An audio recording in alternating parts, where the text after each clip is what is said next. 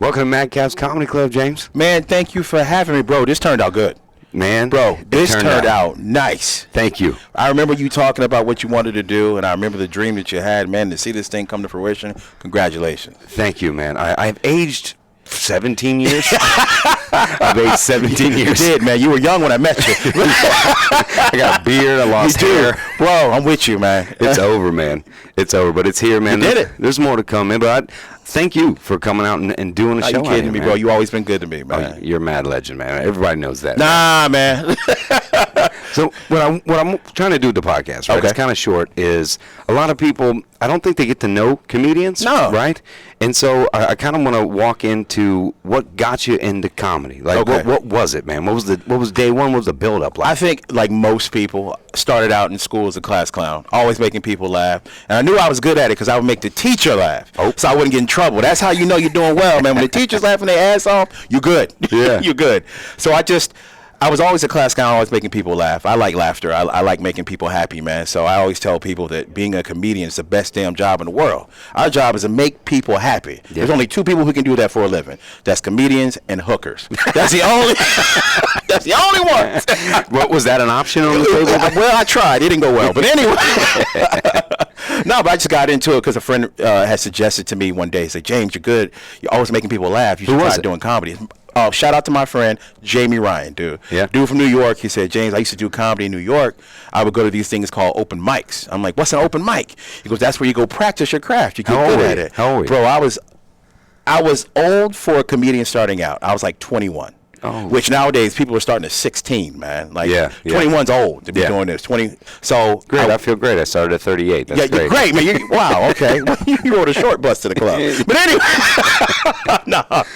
But so he told me to go to open mic, and I figured out that I loved it the first time I did it. Where was it? Where was the open mic? It was at a place called Giggles in Orlando, man. I knew it wasn't going to be a reputable place because the second week I went to that open mic, there were chains on the doors. Oh, yeah, eviction notice. Yeah, so I knew this ain't going to be the place where I'm going to grow and learn my craft. But that first time I went on stage, there's nothing like it. Man, you can attest to this, man. Sure. That first time you start speaking and somebody laughs at the words you said. Bro, I've done a lot of drugs in my days, but there ain't no drug to make you feel that good. That's true, man. Bro, there's not. There's no drug. Is that what got you? That got me. I was hooked. Do you still do that 5 minutes? No. It was horrible, bro. I think I was doing a Jesse Jackson impression, if you can remember Jesse Jackson. Bro, yeah. I was talking about I need to lose weight, and my wife forced me to get on a diet. And I'm like, I know there's a lot of wives out there forcing their husbands to go on diets. I'm like, do you think celebrities have to go on diets because they're wives? Like Jesse Jackson. And I did some bullshit Jesse Jackson speech, like hotel. I said hotel, motel, to the, what did I say? I said, hotel, I smell somebody cooking meat. Is it a pork chop, a ham hock, or barbecue pickety feet? Like, just dumb shit. You got to bring it back. No, that needs to die. No, but I remember those first days, and I just fell in love with comedy, man. I love talking to comics like yourself, man. Like, that's some of the best times for me, just hanging out, just shooting the shit with comics, man. Just that's where you write your best stuff. It comes up organically, man. You're just talking with some guy like, ooh, you should use that. Oh, that'd be a good joke, and we start tagging off of it. How do you develop your craft, right? When something hits you, right? What's your process? My process is this. I've learned at a late age, I guess you would say, write about what you know. I do a lot of material about being a husband, about being a father. I'm a family man and dealing with that because that's what you know. I feel that when you tell a joke about something that you really know about, you say it with a little bit more oomph. You put something behind it because you really know it. It's really happened to you. So I think that truth is always funnier than fiction. Do you have like days that you dedicate to write, or is it spur of the moment and you use it? Like what's the whole process for you? Like I wish I could sit down and tell you that I'm like one of the best writers I know, like Devin Seabold, Mike Hurley. These guys are prolific. They sit down with a pad and they write for hours. I don't write like that. That's not my process. Mine's more organic. Situations happen in life, like real life, like I said, and I'm like, damn, that would be funny on stage. Yeah. So that's how I do it. That's my writing process. And I wish I was more astute about it, where I would just write them all in long form. But for me, my tablet's on stage. I try stuff on stage. I got it worked out in my head, kind of, sort of, and I try it on stage and flush it out there. So that's my process. Yeah, so how long now in the game? I want to say since 2001. So I want to say 20 years. Yeah, that's doing some time. Yeah, bro, that is doing a long time, man. Too long. So, I got to ask, best bomb story. Oh, this is great. I got you. Bro, I got picked to perform at the Bob Carr Theater. Now, Bob Carr Theater in Orlando, man, holds like 2,000 people, man. I was hyped because D.C. Curry was the headliner. Yeah. It was at an award show. It was called the Unity Awards. Now, keep in mind, don't forget that title, Unity Awards. Now, let me give you kind of a sense of what kind of award show it was. One of the categories, Adam, was Orlando Best Bail Bondsman. Okay. Yes. Okay. And when this particular bail bondsman won, they came up with champagne bottles, gold teeth, just trap music. So I was like, oh, shit. Like, this place is turned up. So I went up there with my little mainstream jokes, and I've been working at normal clubs, man, and they booed the hell out of me.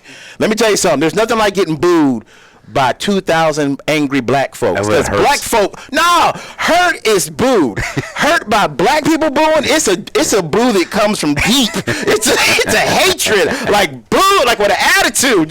Bro, I did not know how to come back from that, bro. I got booed by 2,000 of my people. And keep in mind, what did I tell you the name of the place was? Yeah, Unity. Unity. Yeah. I did that. I unified 2,000 motherfuckers under one terrible set. Under one terrible set. Boo!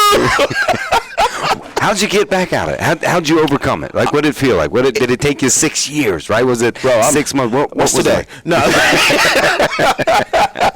I'm going to tell you what, man. Here's what I did. I called my wife. And my wife, if you know my wife, she always has something to say. I told her the story, what happened that night, and she just stayed quiet. She didn't have one thing that she could give me because she didn't know what to say to me at that point. Yeah. Bro, it was the lowest point I've ever been in comedy. But you know what?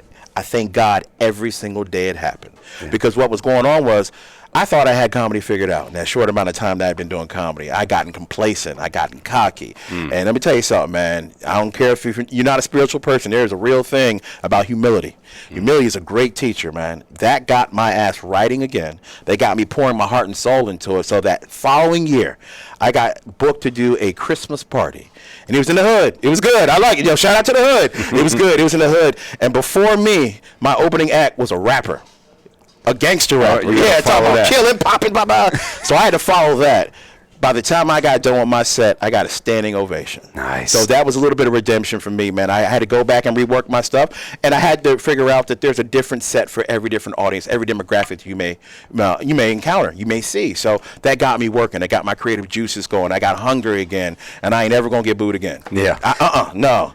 A lot of people, right? I don't think they understand a comedy starting life, right? Yes. We're gonna have your feature on here, Jay Clark, in a minute, talk about what he's going through. Yeah. And doing it. But when you were younger, right? Yeah. Coming up, I think people see comics, on stage, right? Or they see them making a ton of money, right? They think it's some other lifestyle, right?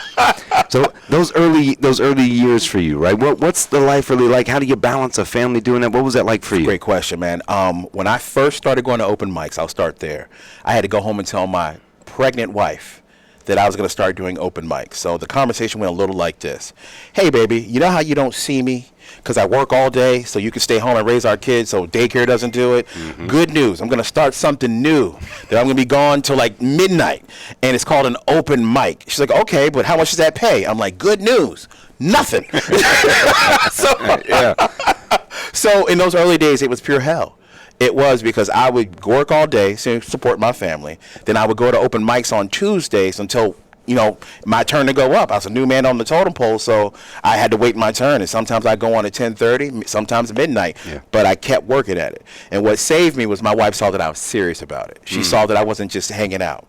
So I got work early in my career before I probably should have started getting paid for it. But that's how it started for me. But in those early days, you did a lot of stuff for free. A lot of people will come to you and they use that dirty word that we use in comedy, exposure. Yeah. Oh, I'm going to pay you an exposure. Get some stage time. Yeah, get some stage time, man. It's going to be great. So you go places and you learn what a bad booker is. You know what I mean? Real quick. Like, oh, this is a bad booker. And then you started talking to some other comics and they kind of tell you, stay away from this dude, stay away from that dude. That's why I got to shout out Dean Napolitano because he did that for me.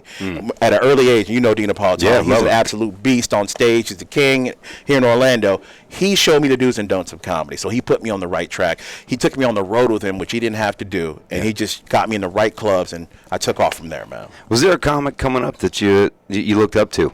Somebody that maybe we know that's famous, right? Or Dean, right? Who was it that sort of drove you? A lot of guys, man. I got to shout out Dean, of course. There was Ron Feingold.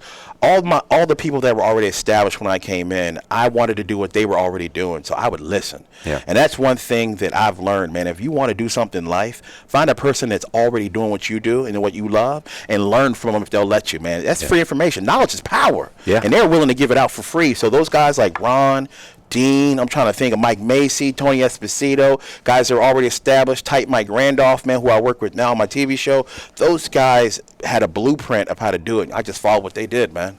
Yeah. If you could go back and give 21-year-old James Yon advice now and go give that comedian advice, what would you tell him? I would say, you know what, brother? You got to believe in yourself. You can't wait for people to tell you you're doing well. You got to have it already in you. You already have that. You got to have that belief in you and go full tilt, man, because you're funnier than you fucking think. I love it, man. Yeah, man. I love the advice, man. We're trying to keep these shows really short, man. Okay. And plus, so you're headlining tonight, right? Yes, so, I am. Thank you for headlining No, again thank tonight. you for paying me. Wait, no, we talked through just exposure. Wow! Exposure. We're exposing I know, you. we're exposing you, yeah. Yeah, so is there a routine prior to showtime, right? 5 minutes before you take the mic. Is there something you do, right? Is there a song you play, a routine you do, something? I'm glad you asked. No one's ever asked me that, but I say a little prayer. Yeah. I say the same prayer every single time. I say, Lord, please give me the wisdom to say the right words, and please give me the courage not to be afraid to say them before I go on stage. That's beautiful. Yeah, I say it every single time. That's beautiful, man. Tell everybody where they can find you, man. Oh, you guys can find me Dunkin' Donuts. No, you guys can find me on social media at James John Comedian on Instagram. You can find me James John on Facebook, man. Please, I need more friends in my life. I need more followers. I got a lot of kids and I got to pay for shit. So please, follow me. I love y'all, man. Dude, thank you, man. Appreciate you, man. Thanks a lot, Hey, James. congratulations on everything. This is beautiful, man. Can't do it without you guys, man. Appreciate that. Appreciate it, brother.